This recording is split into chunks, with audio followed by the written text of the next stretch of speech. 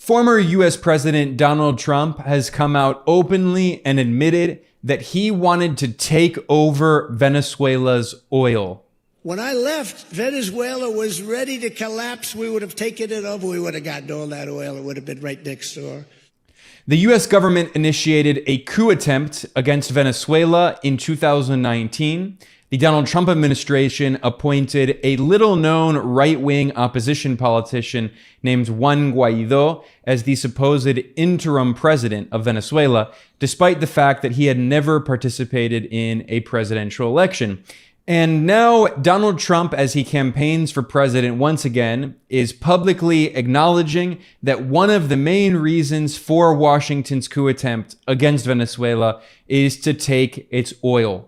Trump said this openly on June 10th at a speech for a convention organized by the North Carolina Republican Party. Venezuela. How about we're buying oil from Venezuela? When I left, Venezuela was ready to collapse. We would have taken it over. We would have gotten all that oil. It would have been right next door.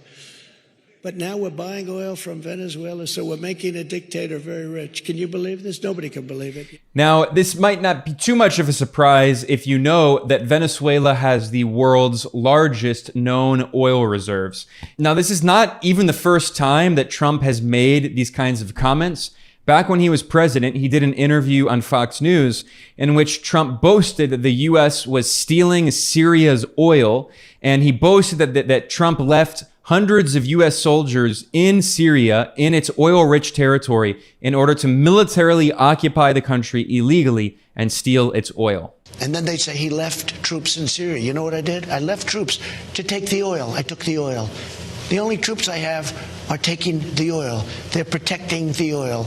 I took over. We're taking the oil. We're not taking the oil. Well, maybe we will. Maybe we won't. They're protecting the facility. I don't know. Maybe we should take it. But we have the oil. Right now, the United States has the oil. So they say he left troops in Syria. No, I got rid of all of them other than we're protecting the oil. We have the oil. And other members of the Donald Trump administration made similar comments. Trump's neoconservative national security advisor, John Bolton, spilled the beans right at the beginning of the coup attempt in January 2019.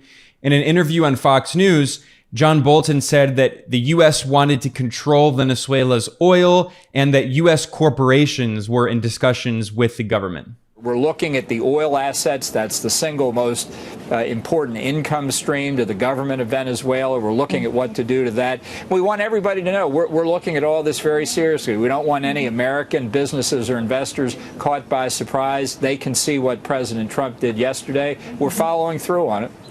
So if you think of a company like Citgo, which is owned by PDVSA, which is the state-run oil company there in Venezuela, we have a lot of those Citgo assets right here in the U.S. Is that something, for example, sir, that you're looking at? Yeah, look, we're in conversation with major American companies now that are either in Venezuela or in the case of Citgo here in the United States. I think we're trying to get to the same end result here. You know, Venezuela is one of the three countries I call the troika of tyranny. It'll make a big difference to the United States economically if we could have American oil companies really invest in and produce the oil capabilities in Venezuela. It'd be good for the people of Venezuela. It'd be good for the people of the United States. We both have a lot at stake here, making this come out the right way.